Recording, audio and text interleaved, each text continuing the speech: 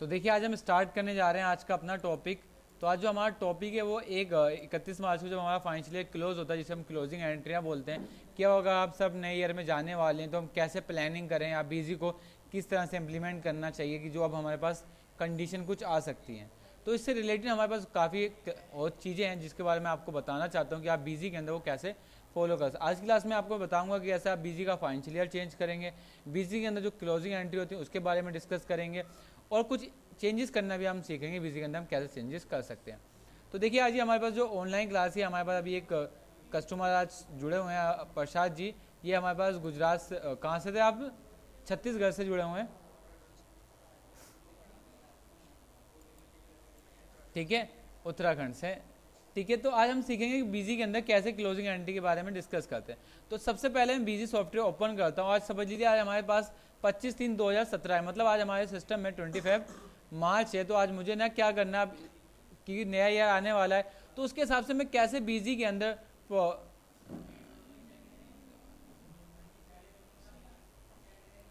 प्रसाद जी अभी थोड़ी देर में आपको प्रेजेंटर बना दूंगा, देखिएगा हैं। ओके, तुमने ज्वाइन कर लिया? अच्छा अच्छा, वो स्क्रीन मैंने खोली नहीं थी। ठीक है, अब दिख रही है मेरी स्क्रीन डिस्प्ले आपको।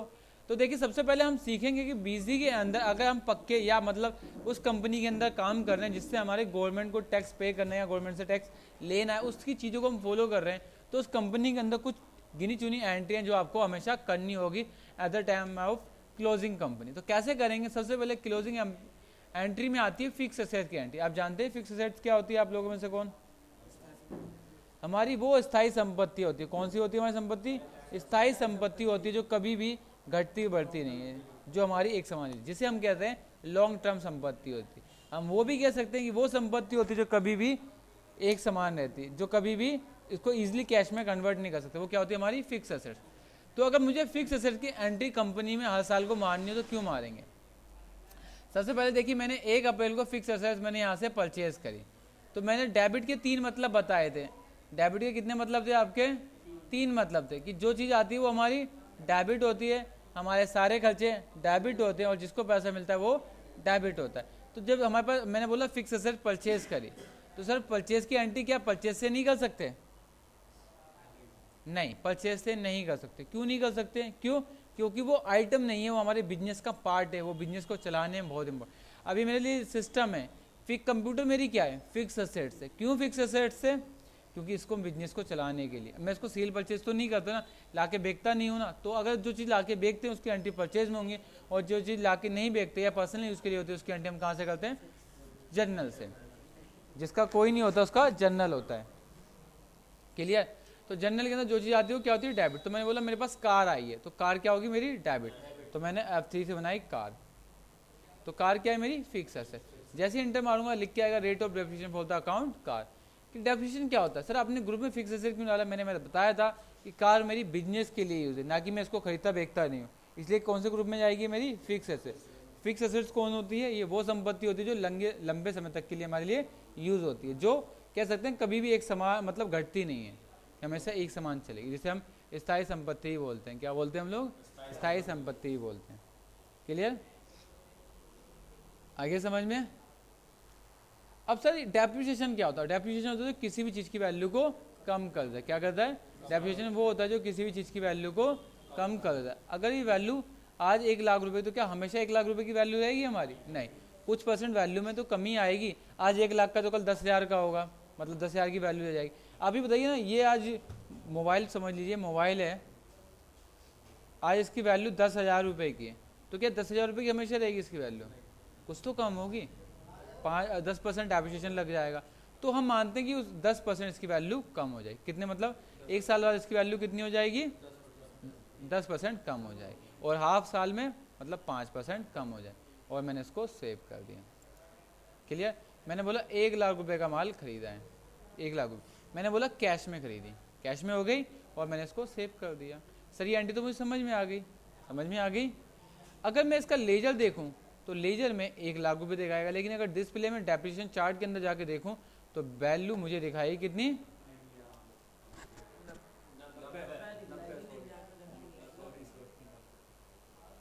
1 लाख की वैल्यू 10% डेप्रिसिएशन, तो वैल्यू कितनी हो गई हमारी 90,000। क्लियर। लेकिन अगर मैं उसका ओल्ड प्लस एल से एक पार्टी का लेजर देखूंगा लेखराज, तो उसके लेजर में हमें कितनी दिखाएगा, हमें लेजर में 1 लाख ही दिखाएगा। क्यों? क्योंकि उसने डेप्रिसिएशन ने अपने आप कैलकुलेट कर लिया, लेकिन आप सिस्टम को तो नहीं पता कि आप कितने % कैलकुलेट करो। तो हर साल 31 मार्च को आपको एक एंट्री मारना कंपलसरी है। आपको यहाँ पर जाके कार अकाउंट डेबिट कितने का, 1 लाख का, ठीक है, कितना 10%, और यहाँ पर क्या लगा देंगे डेप्रिसिएशन। हम बोलेंगे डेप्रिसिएशन, डेप्रिसिएशन हमारे लिए क्या होता है, खर्चा। तो क्या चीज़ है, डेप्रिसिएशन खर्चा होता है, इसलिए हम खर्चे को डेबिट करें। क्या करेंगे, डेबिट। मैंने पहले ही बोला था हमारे सारे खर्चे क्या होते हैं, डेबिट होते हैं। और क्या चीज़ कम हो रही, तो मेरी कंपनी में से क्या कम हो रहा है, कार। और मैं जैसे सेव करूंगा, आप यहाँ पर ओल्ड प्लस एल करके कार का लेजर देख सकते हैं, 10,000 रुपये की कार कम हो गई, मतलब वैल्यू कम हो गई ना। तो वैल्यू कम हो गई तो कंपनी का लॉस है ना, कंपनी का लॉस नहीं है, बताइए आप क्यों नहीं लॉस है, लॉस तो है ही कंपनी का, कंपनी का तो एंट्री में लॉस ही है ना। तो एक एंट्री आपको ये हमेशा मारनी ही होती है, चाहे आपका सीए मारे या आप मारो, एंट्री हमेशा कंपलसरी मारने, जनरल से ही मारेंगे, फिक्स एंट्री समझ लीजिए। क्लियर। दूसरा आती है आउटस्टैंडिंग की। अब बताइए सैलरी आपको महीने की स्टार्टिंग में मिलती है, एंड में मिलती है। अब गुलजार आप जॉब पे गए कल, उसने कहा ले भाई 12,000 तेरी सैलरी की बात हुई है, 12,000 रुपये हाथ में, कैसे कोई करता है, तो तुम्हारे साथ हुआ है, कहीं नहीं होता। या एज आपके साथ हुआ हो कि आप इंटरव्यू में बात करिए, उसने कहा 10,000 रुपये लो, तुम्हारी सैलरी आज से स्टार्ट, कहीं एडवांस सैलरी नहीं मिलती ना, मंथ की बाद ही सैलरी मिलती है। सपोज आज हमारा मार्च खत्म हो गया, हमें अप्रैल में सैलरी मिल रही है, तो हमें बैलेंस शीट कब तक की बनाते हैं, 31 मार्च की बनाते हैं। अप्रैल की एंट्री तो कर नहीं सकते कंपनी में, फिर क्या करेंगे, तो हमें क्या करना पड़ेगा, हमें एक एंट्री वो ही मारनी होती, क्या हम बोलते हैं सैलरी अकाउंट डेबिट, क्योंकि हमारा खर्चा इस साल हो गया है, लेकिन पे कब करना है, नेक्स्ट ईयर। तो हम एक और बनाएंगे लेजर सैलरी आउटस्टैंडिंग के नाम से, ठीक है, जिसके हम आउटस्टैंडिंग ऐसे भी बोलते हैं, ठीक है। और इसको हमेशा हमें देना है, तो हमें क्या हो जाएगी, करंट लायबिलिटी, और हम इसको सेव कर देंगे। क्लियर। करंट लायबिलिटी क्यों डाला, करंट लायबिलिटी वो लायबिलिटी होती है जो हमें अगले साल देनी ही देनी है, चाहे कुछ भी हो जाए, वो नेक्स्ट ईयर देनी है, वो हमारी क्या कहलाती है, करंट लायबिलिटी कहलाती है। क्लियर है।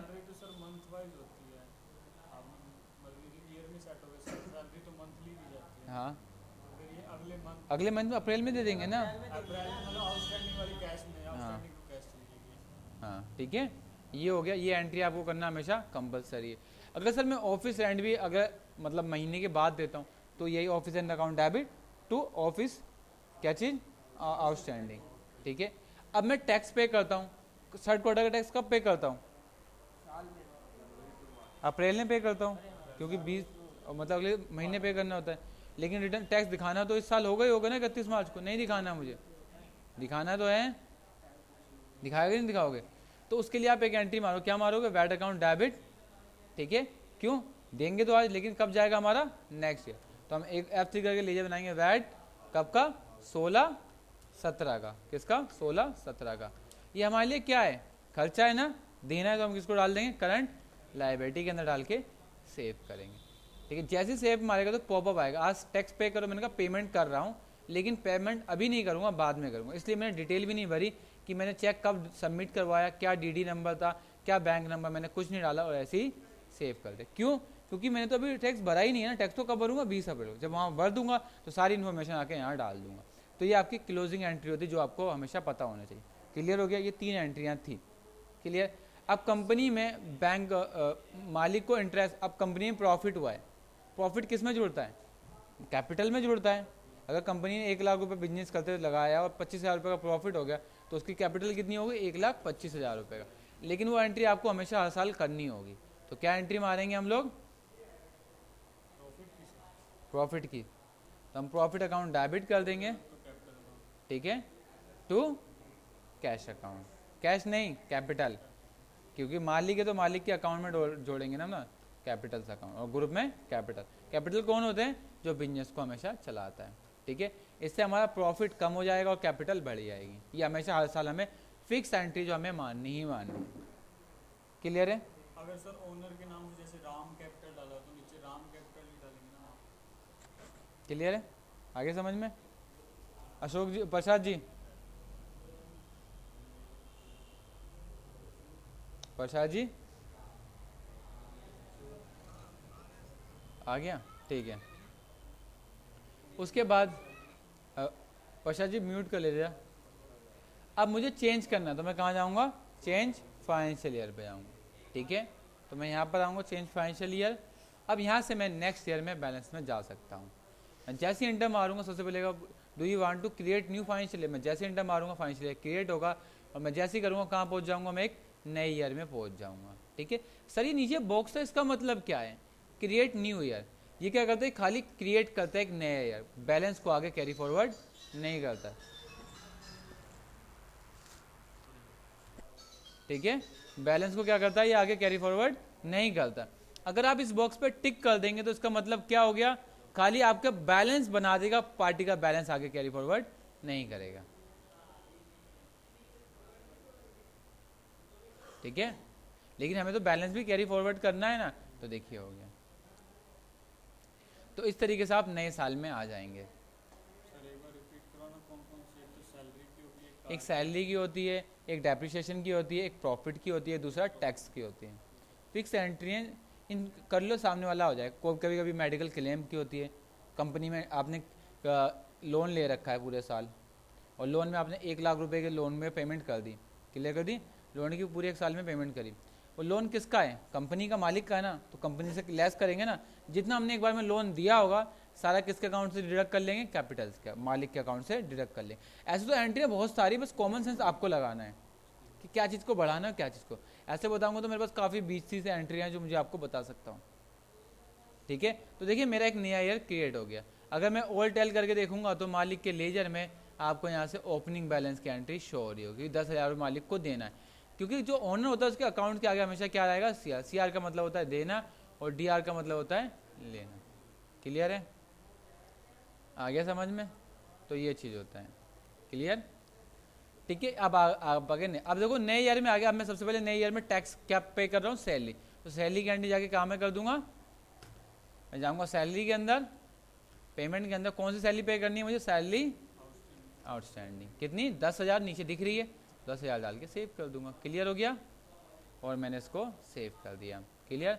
एक एंट्री मुझे करनी 20 तारीख को वैट की, तो मैंने यहाँ पर वैट कौन से ईयर का है, 16-17, तो यहाँ पर जाके 16-17 की 10,000 रुपये की एंट्री कर दी बैंक से। तो मैंने यहाँ पर पीएनबी बनाया और ग्रुप में क्या डाल दिया, बैंक अकाउंट, और इसको मैंने F2 करके फटाफट सेव कर दिया, सेव हो गई। लेकिन छोटी सी गलती कर दी, वैट की जो डिटेल, हाँ डिटेल थी, वो डिटेल मुझे कहाँ भरनी पड़ेगी, वहाँ पर जाके भरनी पड़ेगी, ठीक है, ठीक है। मॉडिफाई करेंगे कैसे? हाँ एक गलती हो गई, मुझे इसको ड्यूटी एंड टैक्सेस में डालना चाहिए था, तभी फ़ायदा होता, तभी डिटेल पूछता है ये मुझसे। ड्यूटी एंड टैक्सेस में डालूंगा तभी मुझसे डिटेल पूछेगा।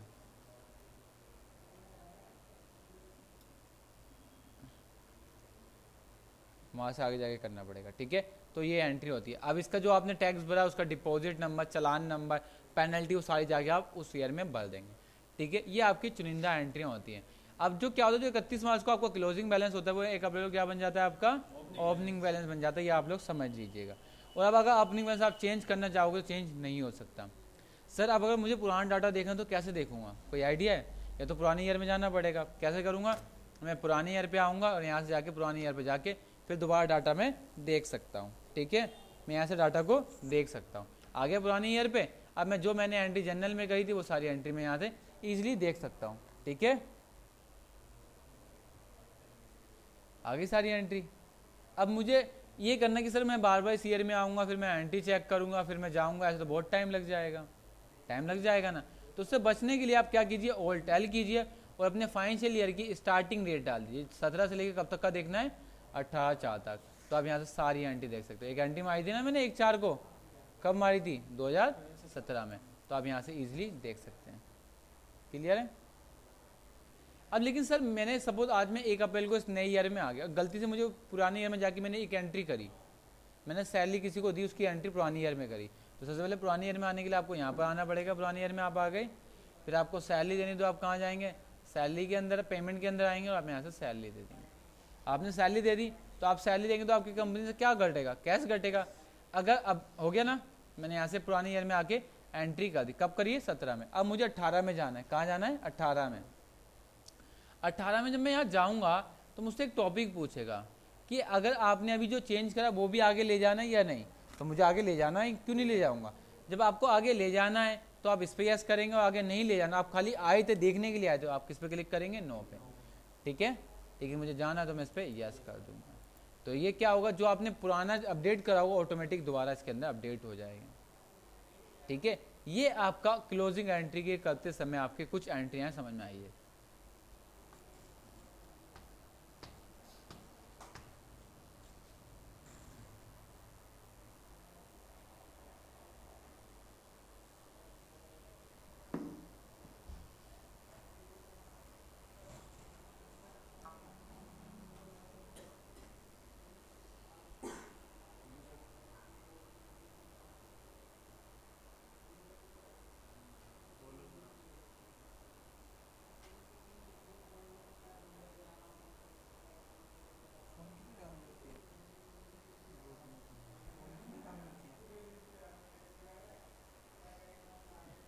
ठीक है, नए ईयर में हम आ गए, म्यूट कर ले। ठीक है, तो आप इस तरीके से इसको मेंटेन कर सकते हैं। क्लियर। लेकिन कभी कभी क्या होता है, हम लोग जब काम करते हैं तो हमने 17 पे जाके 19 का भी एक नया फाइनेंशियल ईयर क्रिएट कर लिया। अब गलती से मुझसे एक 19 का ही फाइनेंशियल ईयर क्रिएट हो गया, 19 का फाइनेंशियल ईयर में हम यहाँ से क्रिएट हो गया। अब सर मुझे तो 19 का फाइनेंशियल ईयर चाहिए नहीं था, गलती से हो गया, अब इसको कैसे हटाना है, मुझे कुछ आइडिया है आपको? आप लोगों को किसी को आइडिया कैसे हटा सकते हैं? अजू आप बता सकते हो, अभी मैंने आपको ये टॉपिक कुछ देर पहले ही कराया था। ये गलती से मुझसे 19 का फाइनेंशियल ईयर बन गया, अभी मैं 18 में था, मैं 19 में आ गया, जबकि मुझे 17 में जाना था। ठीक है, आकाश, अक्षय,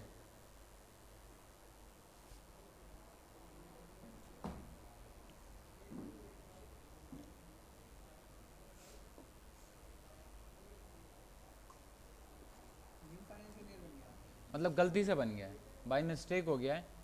अब इसको डिलीट करना है, तो इसको डिलीट करने के लिए आप इजीली यहाँ पर जाके डिलीट भी कर सकते हैं।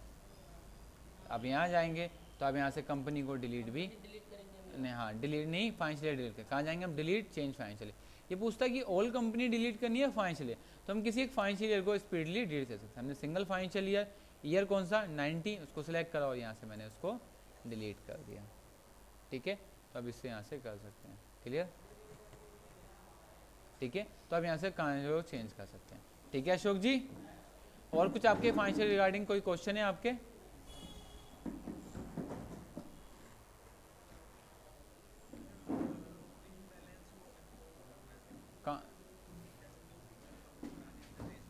हाँ, क्या करना है?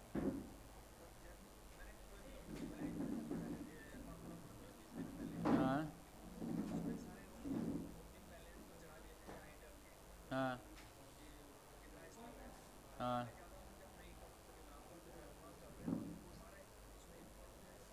तो ऑलरेडी हो जाता है अशोक जी, आपने शायद नोटिस नहीं करा, जब मैंने वहाँ एंट्री करी थी तो ऑटोमेटिक में क्या हो गया था, मैं यहाँ पर आ गया। जैसे मैंने कैपिटल की एंट्री क्लोजिंग में करी थी तो मैं कहाँ आ गया था, मैं डायरेक्ट देखो इसकी ओपनिंग, जो क्लोजिंग था वो नेक्स्ट ईयर में क्या बन जाता है हमारा, ओपनिंग बन जाता है। तो आपने जो एंट्री करी ना ऑटोमेटिक किस में कन्वर्ट हो जाएगी, आपकी क्लोजिंग एंट्री में कन्वर्ट हो जाएंगी। तो आप ये डरिए नहीं है, जो आप करा होगा सारा आगे ओपनिंग बैलेंस में हो जाएगी, और आप इसको चेंज नहीं कर सकते। चेंज करेंगे तो पहला इंटीमेशन आएगा, ओपनिंग बैलेंस आगे से कैरी फॉरवर्ड होकर आया, आपने कैरी फॉरवर्ड नहीं करा है। ठीक है, तो ये कुछ एंट्रियां जो आपको मैंने बताया है कि किस तरीके से आप बिजी को इस तरीके से आप मेंटेन कर सकते हैं। ये एंट्रियां जो थी वो हमारी क्लोजिंग एंट्री के ऊपर बेसिस थी, कि जिससे आपने देखा कि मैंने किस तरह से क्लोजिंग एंट्री को मेंटेन कर रखा था। ठीक है, तो इस चीज़ों को आपको आगे सीखना है या आगे करना है तो आप मुझसे ऑनलाइन क्लासेस ले सकते हैं, बिल्कुल लाइव क्लासेस होती है। गो टू मीटिंग सॉफ्टवेयर के जरिए आप फ़ोन पे भी ले सकते हैं, टैब पे भी ले सकते हैं, और अपने लैपटॉप या पीसी पे भी ले सकते हैं। बस आपके पास नेट होना चाहिए और एक आपका हेडफोन होना चाहिए, जिससे आप मुझसे ऑनलाइन क्लास ले सकते हैं।